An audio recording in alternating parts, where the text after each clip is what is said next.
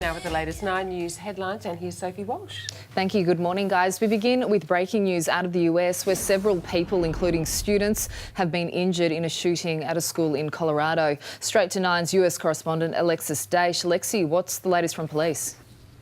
Morning, Sophie. Well, authorities have just held momentarily, just a few moments ago, another press conference with an update. They've told us that these two gunmen stormed into this suburban school in Denver, Colorado. They got, as has been described, they got deep inside the school and got to students who were in two different locations, presumably two different classrooms, and there they have managed to shoot multiple students. Now, we have confirmed that 8 victims are in hospital and several of them are fighting for their lives in critical conditions. We have also learned that the youngest victim is 15 years old. Now, based on one interview that authorities have been able to do with a witness, they believe that one of the gunmen was armed with a handgun.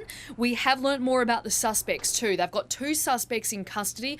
Both are male. One is a juvenile, one is an adult. They are both in custody now, and here is authorities speaking about what's unfolded in Colorado.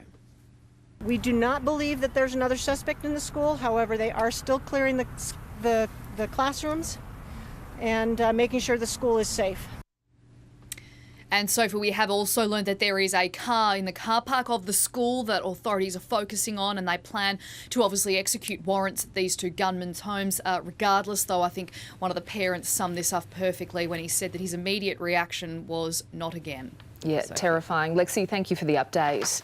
The families of 2 Australian women killed during the London Bridge attack have told an inquest of their grief. Sarah Zelenak and Kirsty Bowden were killed when a group of Islamic extremists mowed down pedestrians near the Borough markets.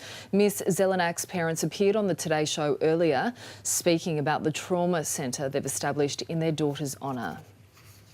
I also want to give back to those other 7 victims that have lost and had that shock sudden death, and I want them to come to SARS Sanctuary too, and that heals us because we know exactly how they feel.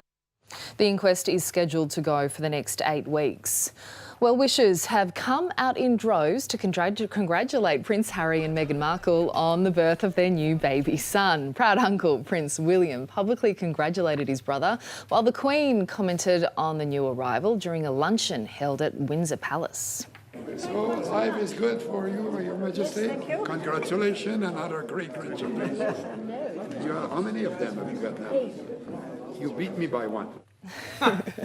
Prince Charles was also presented with a teddy bear as a gift for his brand new grandson while on tour in Germany. Octo Queen. Octo Queen. 8 grandchildren? 8 great-grandchildren, right? Octo mum. Wait, grandchildren? Octo grandmum. Yeah. Yeah, 8 great Oh, no, grandchildren. Octo great-great-grandmum. Oh, we really nailed that. That's why That was we should have smooth. workshopped that before the show. That was smooth. Back to you, So. Back home in Scott Morrison, security is in the spotlight this morning after an egg was thrown at the Prime Minister's head during a morning tea with the Country Women's Association in the New South Wales city of Albury. 24-year-old Amber Holt was forcibly removed by federal police and charged with assault and drug possession. The AFP have the final say over the Prime Minister's security, and at this stage the measures stay the same. Rugby Australia could terminate Israel Folau's $4 million contract after the Wallaby was found guilty of a high-level breach of their code of conduct following a 3-day hearing. An independent panel handing down their decision late yesterday evening over his social media posts last month. The panel will now consider the 30-year-old's punishment, which could be handed down in the coming days. 10 people have died, including a teenager, in a horror start to the flu season in South Australia. There have been more than 10,000 cases of influenza in the state this year alone, with almost 300 patients needing hospital treatment. Health authorities fear there will be more cases and are urging people to get vaccinated. Mother Nature has unleashed her fury with an incredible dust storm turning Mildura in Victoria's northwest from day to night in just minutes. Vision shows the huge red thick cloud moving in from the desert in South Australia late yesterday with damaging winds at 90 kilometres an hour. You wouldn't want to have asthma. And it's said Chuck Norris is so tough he can pick oranges from an apple tree and make the best tasting lemonade you've ever tasted. I know I did sub that before, I didn't quite get it, but I went with it it anyway. Sure. And in a tribute to the legendary martial artist, thousands of fans have gathered for a fun run dressing as their hero. Love it. Lone Wolf McQuaid. Runners wore beards and belts and did their best to walk a Texas Ranger.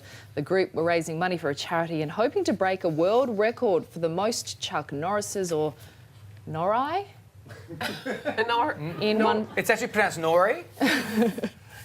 in one play. Oh, Sonia just wants to sub your script. Just hang on, because nothing says tough like making the best tasting lemonade.